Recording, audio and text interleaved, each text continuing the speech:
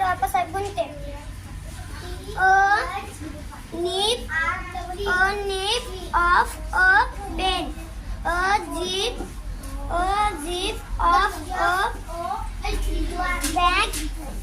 A mat. A big